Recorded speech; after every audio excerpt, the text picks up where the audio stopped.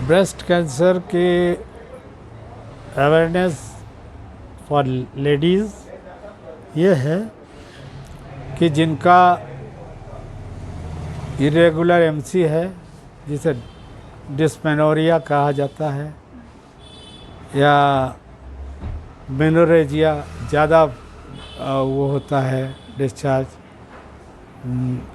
और इस तरह मेट्रोरेजिया, इन तमाम सारे कंप्लेन जो मतलब इरेगुलर मेंसेस के ओर जो प्रेषित करता है उसको पहले चेक किया जाए। हाँ, अब ये है कि इस पे जो गड़बड़ियाँ आती है ये एक कारण होता है कि हार्मोनल वो के कारण कि ये नियोब्लास्टिक जो ट्यूमर जो फॉर्मेशन, हाँ, एडिनोमा में बदल जाता है, तो जो कैंसर है। हाँ, तो ये है। दूसरी चीज़ है कि प्रेगनेंसी के बाद लेडीज़ की प्रॉपर लैक्टेशन होता है नहीं, दूध आता है नहीं, ब्रेस्ट फीडिंग करा पाती है नहीं, और नहीं करा पाती कुछ अपना एक मतलब कि फैशन और उसके लिए ब्रेस्ट सही ढंग से प्रॉपर फीडिंग नहीं करती, तो वो जो दूध इकट्ठा होते होते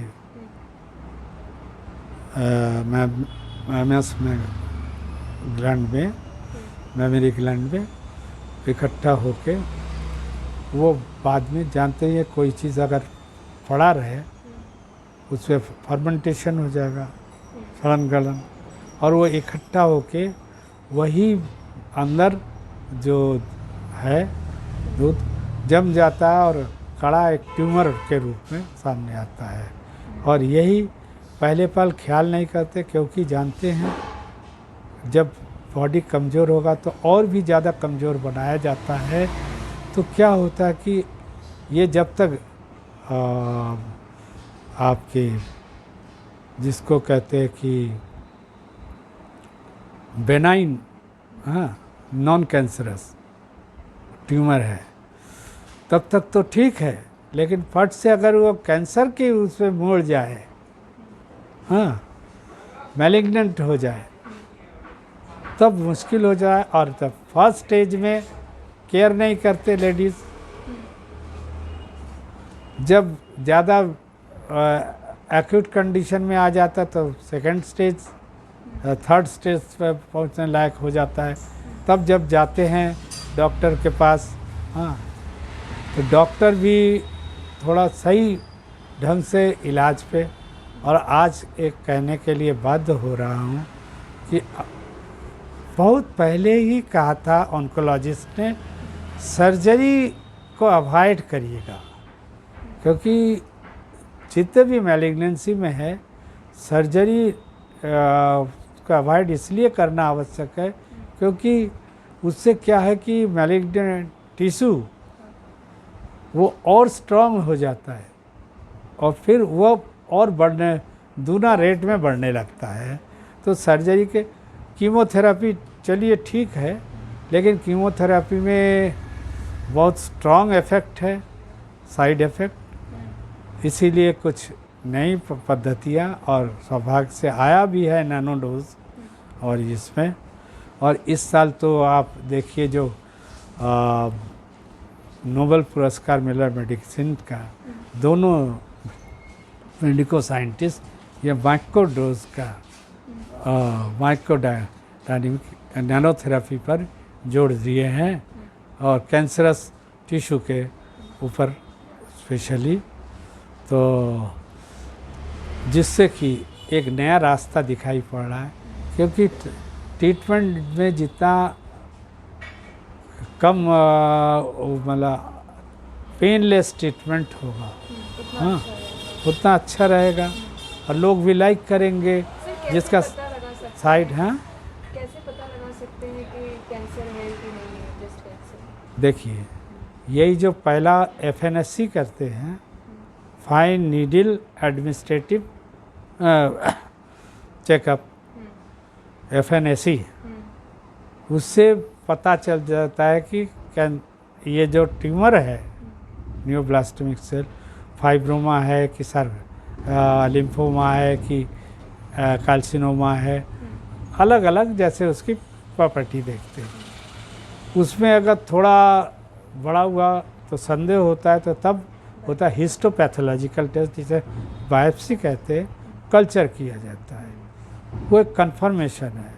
लेकिन आज भी लोगों में आपके बायोप्सी कराने के अवेयरनेस नहीं जगा, क्योंकि लोगों के गलत धारणा बना हुआ है कि मांस काट लेगा और एक वो जो कितना स्मॉल एक नीडल के हिसाब से वो निकाल लेता है, उसके बाद उसका कल्चर करता है, उसमें कोई नुकसान नहीं होता है। सर, घर पे महिलाएं कैसे देख सकती हैं, या गांठ है कि नहीं है कैसे पता कर सकते हैं?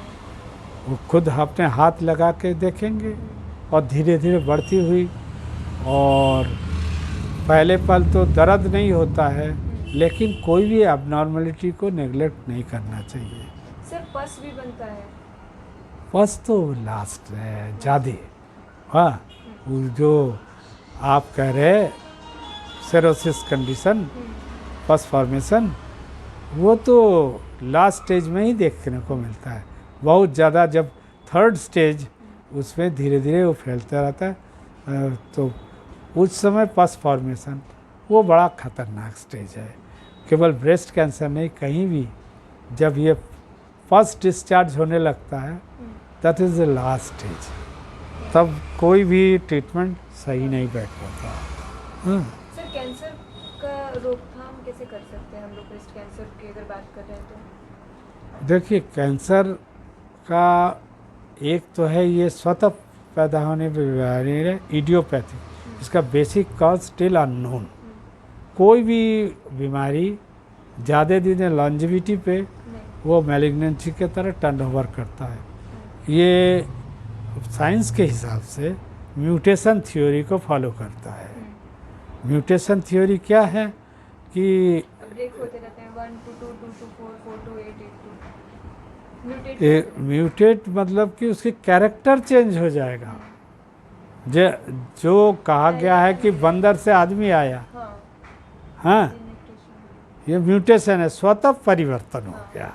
हाँ, एडवांस फॉर्म्स फॉर एडवांस, उसमें वो किस लिए होता है? अब ये आया कि डिफरेंट एनर्जेटिकल रिसोर्स के रिएक्शन से ये म्यूटेट कर जाते हैं, और एक बार 1 या 2 सेल म्यूटेट कर गया तो बैड कैरेक्टर में, हाँ, एविल टिश्यू बन गई, तो वो इंट्रासेलुलर जो उससे के कांटेक्ट से दूसरे सेलों को भी उसके जेनेटिक कोड को चेंज करते रहते हैं। हाँ सर, इसको बचने के लिए जैसे धूम्रपान ना करना, नियमित व्यायाम, स्वस्थ आहार, संतुलित वजन। भाई, आप ब्रेस्ट कैंसर के लिए पूछे। हाँ, हाँ, तो उसमें अल्कोहलिज्म, नारकोटिज्म, हाँ, यही जो स्मोकिंग और ये सब जो है, ये तो है ही। फिर एक्सेसिव जो आपके डाइट में जो कि आपको ज़रूरी नहीं है वो ज़्यादा ले लिया, और बताया ना, जंक फूड, फास्ट फूड, ये शरीर को नुकसान नहीं करता है, नुकसान करता है, और उसको क्या होता है कि उससे बचना चाहिए, क्योंकि हमें भोजन में वही चीज़ लेना चाहिए जिससे हमें लाभ हो रहा है। कोई चीज़ एक्सेस वो आपका डिस्ट्रॉय करने में। सर, किसी भी बीमारी में सबसे बड़ा रोल होता है हेल्दी डाइट का। अगर हम हेल्दी डाइट और एक्सरसाइज रेगुलर कर रहे हैं तो मैक्सिमम करके बीमारी से बचा जा सकता है। हाँ, ऐसा तो बतलाए तो जहाँ तक हो सके, जितना हमारे पास उपलब्ध है नेचुरल चीज़, नेचुरल डिसऑर्डर पे, हाँ, उस पर हमें वो करना चाहिए। यही सुंदर स्वास्थ्य के लिए सबसे बड़ा उपाय है। और artificial art of living maximum chance रहता है कि कोई ना कोई परेशानी है सामने ला देती है।